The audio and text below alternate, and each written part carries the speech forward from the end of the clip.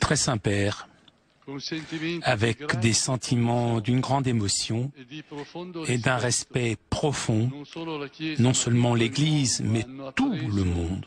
Nous avons appris la nouvelle de votre décision de renoncer au ministère d'évêque de Rome, successeur de l'apôtre Pierre. Nous ne serions pas sincères, sainteté, si nous ne vous disions pas que ce soir, il y a un voile de tristesse dans nos cœurs. Tout le long de ces années, votre magistère a été une fenêtre ouverte sur l'Église et sur le monde, qui a fait filtrer les rayons de la vérité et de l'amour de Dieu pour donner lumière et chaleur à notre chemin, surtout dans les moments où les nuages remplissaient le ciel.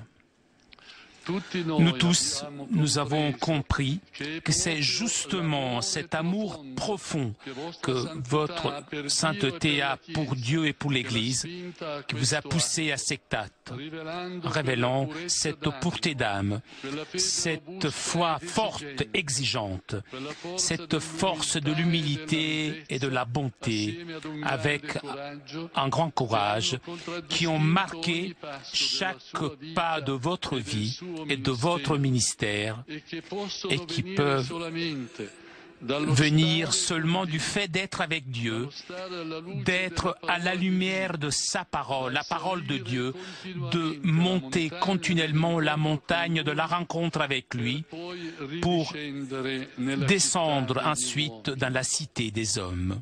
Saint-Père, il y a quelques jours, avec les séminaristes de votre diocèse de Rome, vous nous avez donné une leçon. Vous avez dit que, puisque nous sommes des chrétiens, nous savons que l'avenir nous appartient, le futur est de Dieu, et que l'arbre de l'Église grandit, pousse toujours de nouveau. L'Église se renouvelle toujours, elle renaît toujours. Servir l'Église dans la conscience ferme qu'elle ne nous appartient pas mais qu'elle est de Dieu, que ce n'est pas nous qui la construisons mais c'est lui, Dieu. Pouvoir dire, nous avec vérité, les mots de l'Évangile, nous sommes des serviteurs inutiles, nous avons fait ce que nous devions faire, ayant confiance en le Seigneur.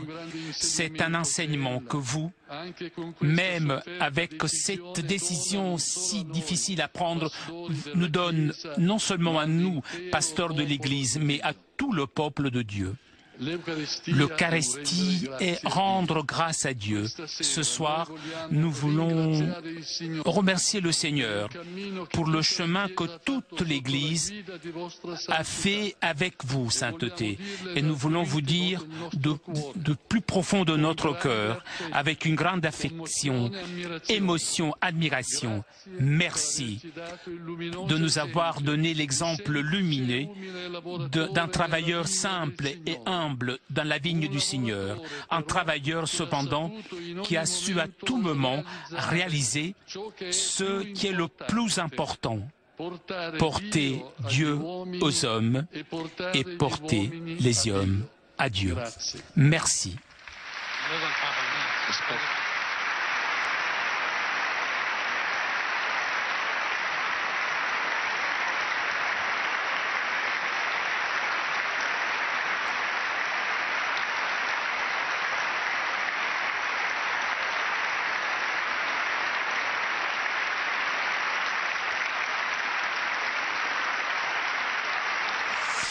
Et à nouveau sur le visage du cardinal Berton, comme sur celui de tous les cardinaux présents et de toute l'Assemblée, cette gravité et beaucoup de sérénité sur celui de Benoît XVI.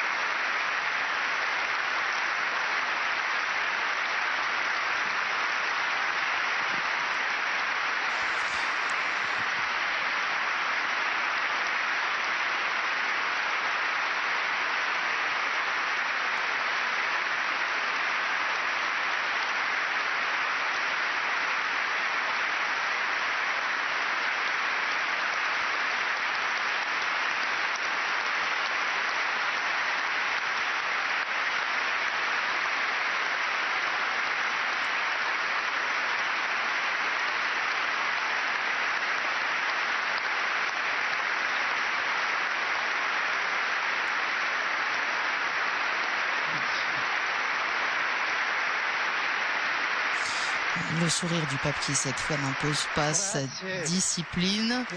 Les applaudissements qui continuent. Benoît XVI qui essaye de dire merci, mais retournons à la prière. Dominus vobiscum.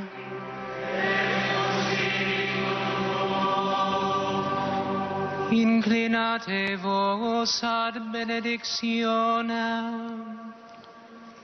Super inclinantes se tue maestati, Deus, spiritum confunctionis propitius effunde, ut premia penitentibus repromissa, misericordita consequi meriantur, per Christum Dominum nostrum. Et benedictio Dei omnipotentis, Patris et Filii, et Spiritus Sancti, descendat super vos et maneat semper.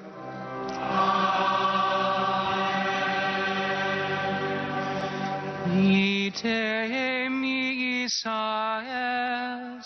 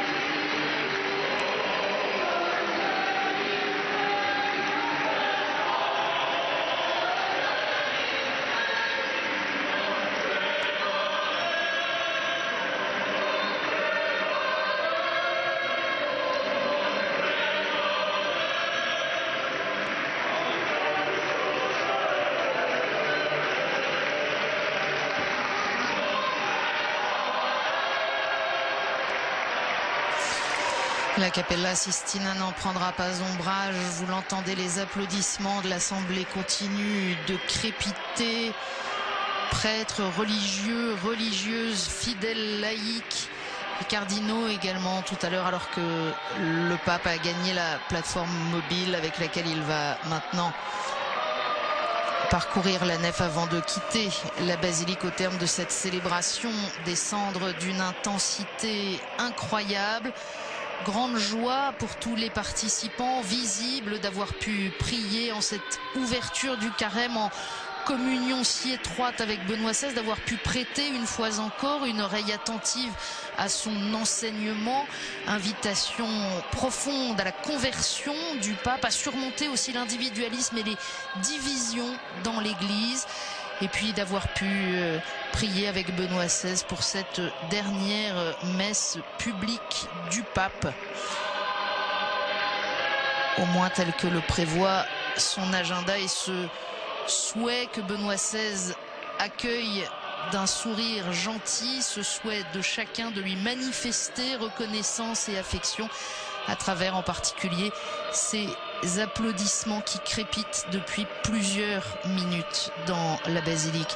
Je voudrais remercier particulièrement ce soir ceux qui nous ont permis de vivre cette messe des cendres, d'entrer ainsi dans ce temps de carême en direct de Rome avec Benoît XVI et toute l'Église. Merci en particulier au centre télévisé du Vatican et à Telepace, à nos confrères de l'agence Immédia, à Flavio Esposito pour ses traductions, à Raphaël Goudnov et toute l'équipe de diffusion. Et puis bien sûr, merci à vous de votre fidélité.